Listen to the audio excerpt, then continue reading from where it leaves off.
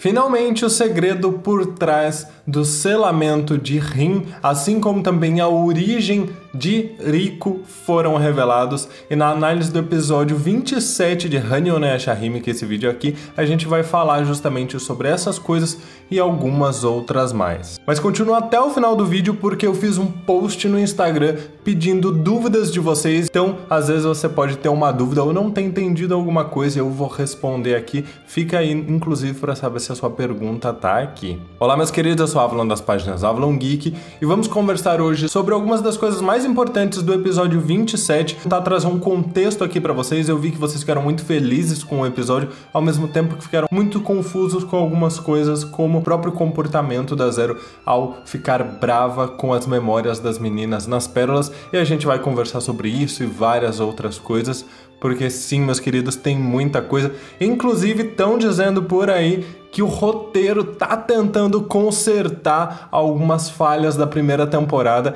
e que estão jogando aí algumas coisas para ver se acalmam o fandom. Vocês acham que isso tá acontecendo? Comentem aí e vamos logo para essa análise. Lembrando que a gente tem a meta dos 700 likes, então, meus queridos, deixa o seu like, sério, não custa nada e vocês ajudam muito o canal. Na semana passada, episódio 26, a gente não conseguiu bater essa meta. E não é por falta de visualização. Então eu vou pedir novamente para vocês nesse vídeo aqui, inclusive para quem assistiu da semana passada e puder voltar lá e deixar o like, pra gente bater a meta. Mas vamos começar justamente com a parte que deixou os fãs mais ansiosos, que foi descobrir um pouquinho do passado de Sesshomaru e de Rin, pelo menos entender o porquê que ela foi presa na árvore. A gente descobriu nesse episódio que após Sesshomaru e Inuyasha destruírem aquele fragmento do cometa, a Zero foi atrás da Rin. Analisando as informações lá do episódio 15 com as informações aqui, algumas pessoas ficavam um pouco confusas sobre por que ela foi selada na árvore com aquela roupa branca, enquanto que ela foi atacada pela Zero, na verdade, utilizando um kimono roxo. Então ficou ali um pouco esquisito, a gente ficou com uma dúvida, ué, mas trocaram de roupa antes de colocar ela na árvore? Inclusive, algum seguidor que infelizmente eu não consegui lembrar quem foi, nem onde foi, se foi no Discord, se foi em algum vídeo, mas já tinha me alertado que aquela vestimenta branca do parto, ela pode ser inclusive utilizada por baixo de um kimono. Então talvez ela ainda estivesse com aquela roupa por baixo do kimono roxo e ela, ao ser selada na árvore, apenas tenham retirado o kimono e deixado a roupa branca para ela, sei lá, ficar mais confortável, enfim. Mas eu vou tentar construir aqui para vocês uma linha pra gente entender quando de fato a Zero atacou a Rin. Quando o Rico aparece para a Gomi lá no episódio 15, ele diz para ela que uma catástrofe se aproxima, inclusive faz menção ao eclipse que estaria acontecendo naquela noite. A Zero, por sua vez, quando se encontra com o Sesshomaru lá naquele episódio 15 também, diz para ele que ao final do eclipse o cometa iria ressurgir após 500 anos. Então tudo indica ali pra gente que de fato naquela mesma noite do eclipse, o cometa apareceria, então aquela luta contra o fragmento do cometa ocorreu na mesma noite. Mas isso não significa que a Rin foi atacada pela Zero na mesma noite em que o cometa, o fragmento, foi destruído. Até porque a gente vê na imagem que o cometa já estava terminando de passar próximo da Terra. Isso pode ter levado alguns dias, sim, até mesmo porque a gente vê que quando futuramente Sesshomaru se encontra lá com Kirinmaru para atacar Inuyasha, a Moroha já nasceu, então deve ter havido algum espaçamento de tempo. Ao final, quando o cometa já está terminando de passar, a Zero encontrou com a Rin e acabou apenas ligando sua vida com a dela, mas também criando uma maldição. Eu acho isso interessante porque a gente ficava um pouco em dúvida do motivo da Rin estar presa na árvore, estar selada na árvore. Mas aqui a gente descobre que na verdade não, foi uma sugestão da árvore das eras para que ela pudesse dormir, que o tempo dela fosse parado, fosse congelado e a maldição da escama prateada fosse então retardada. Avalon, o que é essa maldição? A gente não tem uma informação oficial sobre a origem dela, mas ela faz muito mais sentido fazendo respeito às escamas de Kirinmaru, então pode ser algo da própria família dele, pelo menos a origem, a inspiração me parece ser muito coerente com a figura de Kirinmaru, e como a Zero mesma disse, ela iria se espalhar e transformar a Rin numa criatura horrenda. Então ela iria cobrir todo o corpo da garota. Não é algo mortal, mas é algo que iria abalar ali a união entre Sesshomaru e Rin. Pelo menos esse era o objetivo da Zero. Se ele efetivamente se sentiria extremamente incomodado ao estar ao lado de uma mulher escamosa, digamos assim, a gente não sabe. Mas não seria, no mínimo, agradável para a própria Rin ter essa aparência. Então foi muito mais uma provocação da Zero, inclusive a gente percebe aí um pouco do teor dela, acreditar que a única coisa que pode ter feito o Sesshomaru se apaixonar pela Rin foi a aparência dela, ao fato de que ela acredita que tirando essa aparência bela, talvez ele não consiga permanecer ao lado da esposa. Tanto o Sesshomaru quanto o Jaqen estão dispostos a parar a maldição para que ela não sofra ainda mais. Então é colocada a borboleta no pescoço, né, naquele espécie de casulo, aquela pulpa no pescoço da Setsuna, para que os sonhos dela fossem roubados e levados até a Rin, para que a Rin pudesse então dormir e ter o seu tempo parado. Então a gente consegue deduzir ali que, dada a idade da Setsuna, ela tinha ali os seus 4 anos quando a floresta foi incendiada, a Rin envelheceu, teve o seu tempo parado apenas aos 22 anos, já que eles fizeram questão de explicar pra gente que no momento da gravidez, né, do parto, a Rin tinha 18 anos. E por mais que a gente não tenha tido muitos momentos Sesshin, a não ser aquela cena de Sesshomaru segurando a Rin após ela desmaiar de febre por conta da maldição, eu fiquei muito feliz que a gente teve a confirmação de que Rin, de fato, é quem cantava a música para as bebês. E aí, pra quem não assistiu a prévia do próximo episódio, eu vou sugerir que vocês assistam, que vocês vão entender como é que a Setsuna ficou com essa memória da música gravada no subconsciente dela. Uma das coisas que eu acho mais interessantes aqui, que a gente estava discutindo numa live recentemente, é que faz muito sentido com a personagem da Rin, e eu fico feliz, de certa forma, em dizer isso, o fato dela ter se disposto a se sacrificar pelas filhas. Eu falo que eu fico feliz não porque eu quero que ela faça isso, mas porque eu acho muito coerente com a personagem que nos foi apresentada lá em Inuyasha. A gente perceber que ela está disposta a dar a sua vida para salvar, para proteger as suas filhas, e inclusive é muito triste quando ela fala isso, referindo-se principalmente ao fato de serem as filhas que ela ainda nem conseguiu carregar. Então isso tem um peso. Eu acredito que quem é mãe e está ouvindo esse vídeo vai poder me responder isso nos comentários muito mais a respeito desse amor maternal. É algo muito pesado, mas é algo que condiz muito com aquele coração bondoso que a gente sabe que a Rin tem. Ver ela impedindo o Jaqen de contar onde as meninas estão mostra o quanto ela está disposta a se sacrificar pelo bem das meninas. Inclusive reforça pra gente aquela frase de que continuar com aquilo tudo faria apenas a Rin sofrer, a Rin chorar. Lembram que o Sesshomaru disse isso na primeira temporada? É justamente porque aquela situação toda envolvendo as meninas apenas a faria sofrer. Então, quando o Sesshomaru decide dar um fim na Zero, é porque a Rin já tinha pedido isso lá atrás. Ela estava tentando evitar, mas a partir do momento em que a Zero foi atrás das meninas, encontrou com elas, estava enfrentando elas, inclusive com as suas pérolas, disposta a dar um fim nas meninas, o Sesshomaru precisou intervir, porque a própria Rin pediu para que isso não acontecesse. Me chamou um pouco de atenção aqui nesse episódio o quanto o Jaqen se preocupa com a Rin, ao ponto de que ele não titubeou em entregar a localização das meninas, contanto que a maldição fosse desfeita. Talvez pelo fato de que ele confiava na barreira que ele tinha colocado na floresta, de modo que as meninas não seriam perturbadas pela Zero, mesmo ele revelando a sua localização. Pode ser que sim. Em primeiro lugar, ele pretende proteger a Rin, pretende desfazer a maldição. Mas eu quero saber a opinião de vocês aqui nos comentários. Vocês acham que ele apenas iria entregar essa localização porque ele confiava que a barreira iria impedir que a Zero atacasse as meninas? Ou vocês acham que ele estava disposto realmente a colocar as meninas em risco para proteger a Rin? Enfim, o que nos resta é agora esperar que a Setsuna domine a Yukari no Tadikiri para romper o laço que a Zero tem com a Rin. Mas nada nos foi dito sobre como remover essa maldição da escama prateada.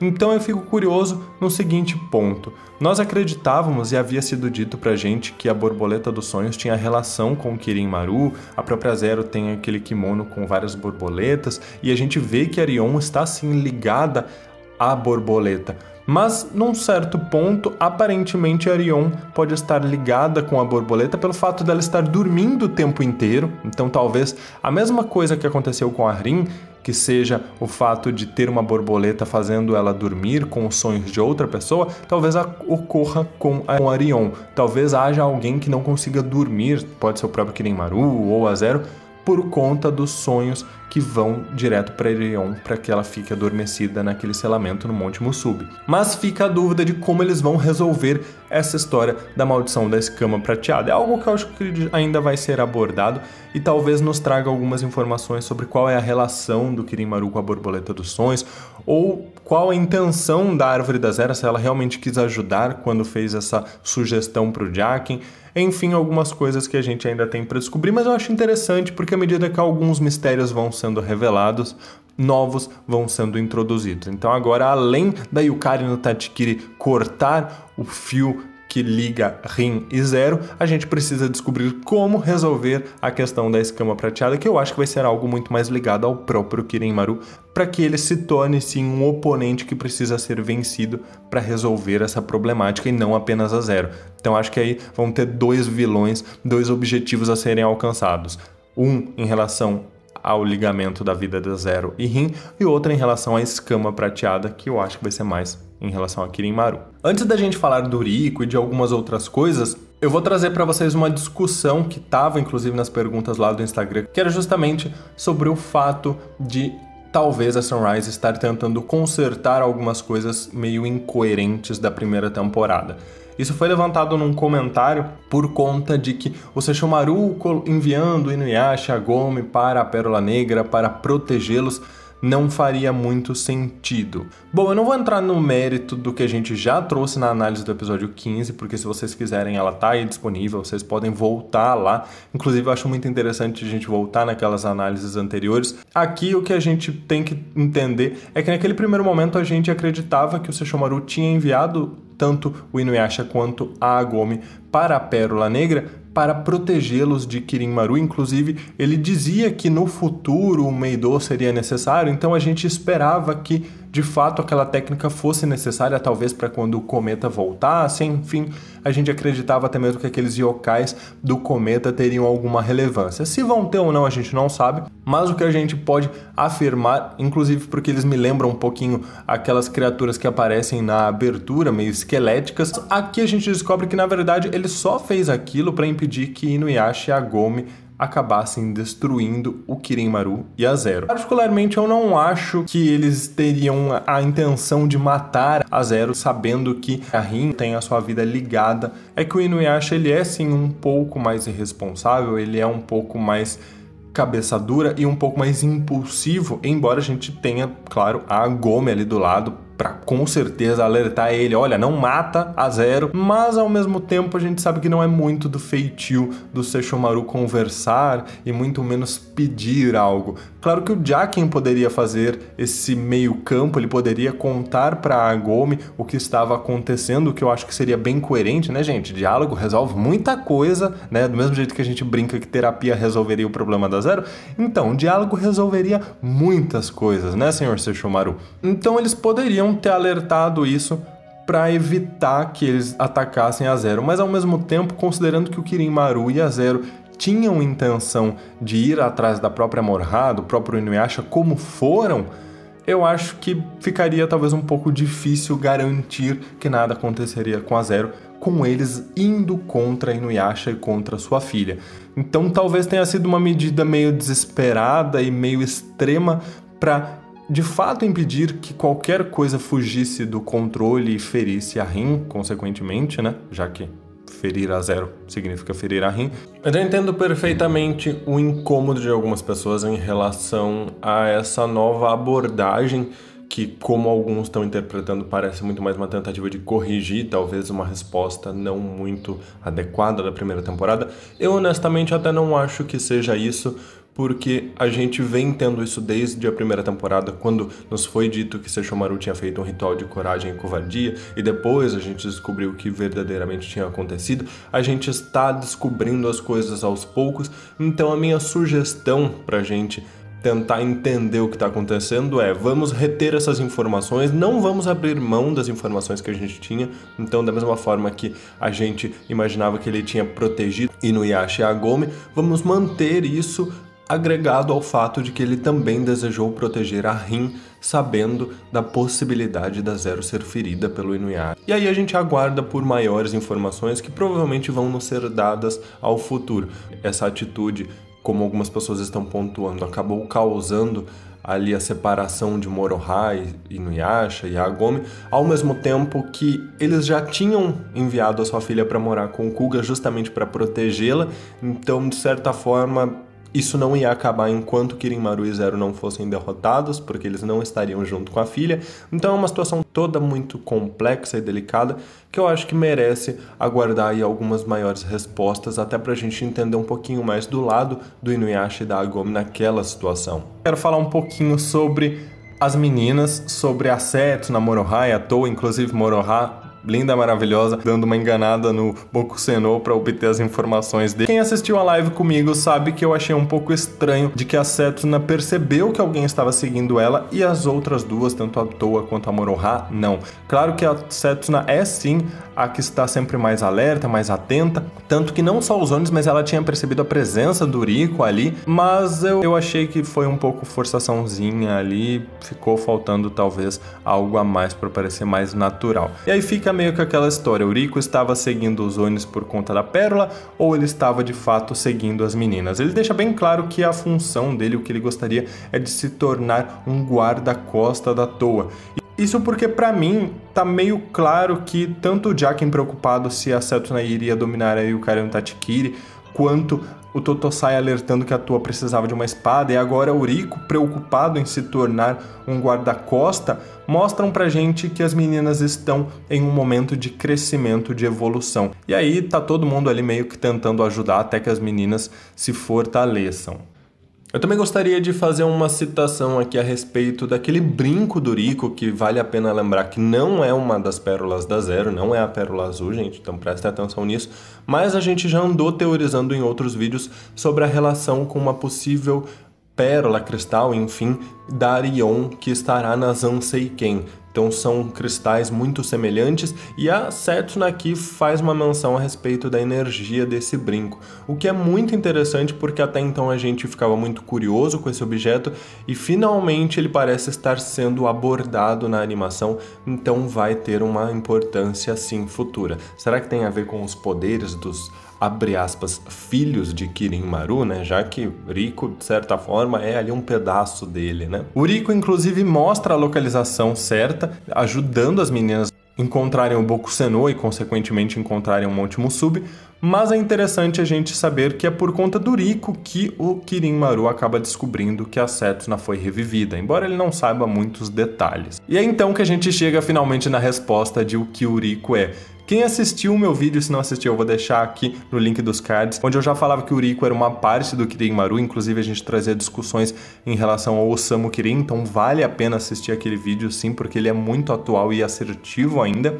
A gente já sabia dessa natureza do Rico, mas a gente não sabia que ele era o chifre de Kirin-Maru que foi cortado por Tuga. Inclusive, muito interessante isso, porque me dá uma sensação de que, de fato, alguns pequenos detalhes que antes pareciam meio aleatórios, como Kirin-Maru ter um chifre cortado e um completo, na verdade, são intencionais. Eu fico muito feliz com isso, inclusive porque na mitologia de Kirin, que é a criatura que inspirou Kirin-Maru, é dito que, pelo menos ao povo europeu, ele era conhecido como responsável por dar os bebês para as pessoas, como se fosse uma espécie de cegonha. Ele fazia esse processo de entrega dos bebês. Inclusive existem templos que possuíam imagens de Kirins para atrair a fertilidade, porque acreditavam que essas criaturas iriam para o nascimento de bebês homens. Então é bem interessante a gente ter essa referência inspirada na mitologia da criatura para trazer quem é Rico. Inclusive é por conta disso que a Zero decide que não quer mais o Rico ao seu lado. Então, quando nos era dito qual será o novo propósito do Rico, é por conta disso. Agora ele não tem mais que auxiliar a Zero. A gente conversou no episódio passado sobre aquela dívida que ele sentia que ele tinha com a Zero, por de certa forma criado ele, e agora ela meio que deu quitação essa dívida, então ele pode seguir o seu rumo e ele deve estar meio perdido. O que eu vou fazer? E ele vai, consequentemente, se aproximar das meninas por conta do seu interesse com a Toa. E eu pergunto pra vocês, e vocês vão responder aí nos comentários, se Riku é o chifre de Kirin-Maru, o que Osamu Kirin poderia ser, hein? Comenta aqui pra mim. Enfim, a gente descobre que aquela raiz que o Totosai indicou as meninas a procurarem era a raiz de uma árvore espiritual que está no Monte Musubi e que é temida por Kirin-Maru, onde inclusive a sua filha Rion está selada. Curiosamente, o Monte Musubi tem um aspecto de uma mulher grávida, o que me chama a atenção porque na abertura a gente vê a Rion meio que sendo despetrificada, enquanto ela chora ali, ela tá perdendo o aspecto de pedra dela e se tornando uma menina comum. Qual o motivo de você ter um monte onde bem no ventre, na altura do ventre, a gente tem uma caverna onde está essa árvore espiritual, onde a Rion está selada numa espécie de ovo, de casulo?